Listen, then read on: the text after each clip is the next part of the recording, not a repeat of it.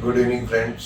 मैं doctor Girish Gupta, orthopaedic surgeon, RK hospital Indore से हूँ। आज हम बात करेंगे लॉन्ग बोन फ्रैक्चर्स की। जो अपने शरीर में लॉन्ग बोन्स होती हैं, वो अगर फ्रैक्चर हो जाए तो हमको क्या करना है। सबसे पहले तो अपन ये चर्चा करते हैं कि लॉन्ग बोन फ्रैक्चर का कारण क्या है, कैसे होती है।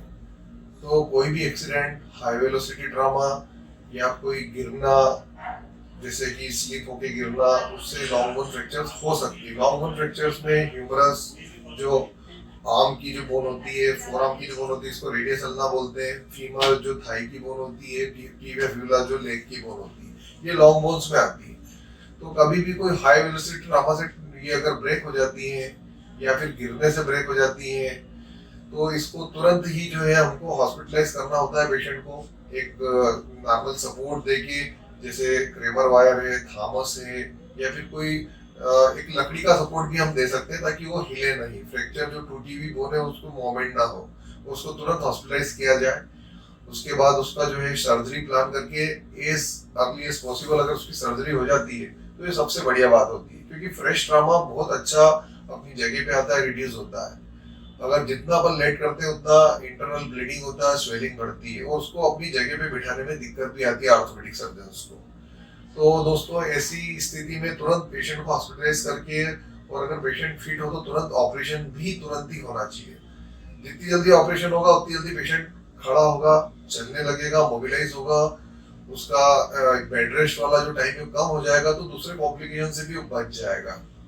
और आजकल जो ऑर्थोपेडिक सर्जरीज है उसमें जो सी आर्म का जो रोल है, जिसको अपन कंप्यूटर से देख के करना बोलते हैं, सी आर्म में बोन्स दिखती है, उसको देख के orthopaedic surgeon minimum invasive surgeries करते हैं, जिसमें छोटे से चीरे में गाइड वायर डाल के राड डल जाती है, राड डाल के उसको लॉक कर देते हैं। इसको बोलते हैं फीमर इंटरलॉकिंग, टिबिया इंटरलॉकिंग। तो बोन लॉक भी हो जाती है और रिड्यूस भी हो जाती है। ऐसे ही लॉकिंग प्लेट्स आ गई हैं, जो मिनिमम इंसिजन में अपन उसको इंसर्ट करके उसको लॉकिंग स्क्रू लगा देते हैं, तो प्लेट से भी जो है स्टेबिलिटी आ जाती है। ऐसे में हम नेक्स्ट डे पेशेंट को मोबिलाइज कर देते हैं। जैसे कि टिबिया और फीमर फ्रैक्चर में पेशेंट को अगले दिन फुल वेट बेयरिंग चला भी देते हैं, जोड़ मोबिलाइज भी कर देते हैं, और ह्यूमरस में प्लेट लगा के उसको जो है मोबिलाइज कर देते हैं। हाथ को उठाना शुरू कर देता है पेशेंट, चलाना शुरू कर देता है।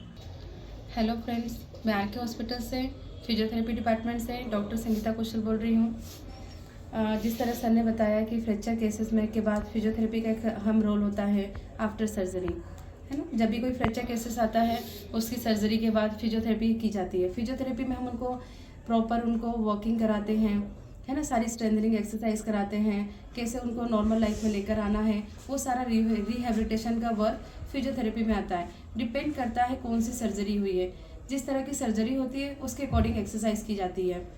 जस्ट एग्जांपल, जैसे हम फीमर मतलब लॉन्ग बोन जो होती है थाई की, अगर उसमें फ्रैक्चर होता है तो हम सेकेंड डे उसको, डिपेंड करता है कौन सी सर्जरी हुई है उसके अकॉर्डिंग हम उसके सारे मूवमेंट्स कराते हैं। सेकेंड डे हम उसको वॉक करा सकते हैं, या 10 से 12 दिन बाद उसको मूवमेंट कराने हैं।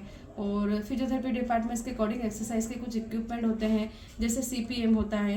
आफ्टर सर्जरी कभी कभी नी जॉइंट बेंड नहीं होता है, तो हम एक मशीन होती है जिसे CPM कहते हैं, उस पर हम बंदे को लिटाकर उस पर करवाते हैं एक्सरसाइज, जिससे उसके नी जॉइंट के पूरे मूवमेंट आ जाते हैं। दूसरा होता है शोल्डर व्हील होता है, एल्बो फ्रैक्चर हुआ या शोल्डर में कुछ इंजरी हुई तो उसके अकॉर्डिंग फिर हम लोग यूज़ करते हैं, शोल्डर व्हील यूज़ करते हैं, पुली यूज़ करते हैं। ये सारे एक्सरसाइज इक्विपमेंट हैं जो हम सर्जरी के बाद पेशेंट पे अप्लाई करते हैं, जिसके अकॉर्डिंग पेशेंट अपनी नॉर्मल कंडीशन पे आ जाता है, नॉर्मल वर्क पे आ जाता है। और वैक्स बाथ यूज़ होता है, जैसे अगर किसी को 1 महीने 1.5 महीने का पट्टा चढ़ा है ना, वैसे सर्जरी के बाद है तो इमोबलाइज 21 दिन का होता है, किसी का 45 दिन का होता है। जब वो रिमूव किया जाता है तो उसके बाद वैक्स बाथ का यूज़ करते हैं ताकि मसल्स रिलैक्स हो जाए, ब्लड का सर्कुलेशन प्रॉपर हो जाए। फिर फिजियोथेरेपिस्ट को मूवमेंट ला देते हैं, जिससे वो नॉर्मल कंडीशन में आ जाता है, चाहे वो हैंड हो या लेग हो, वो तो दोनों की फिजियोथेरेपी में आफ्टर सर्जरी बहुत अहम रोल होता है। Thank you.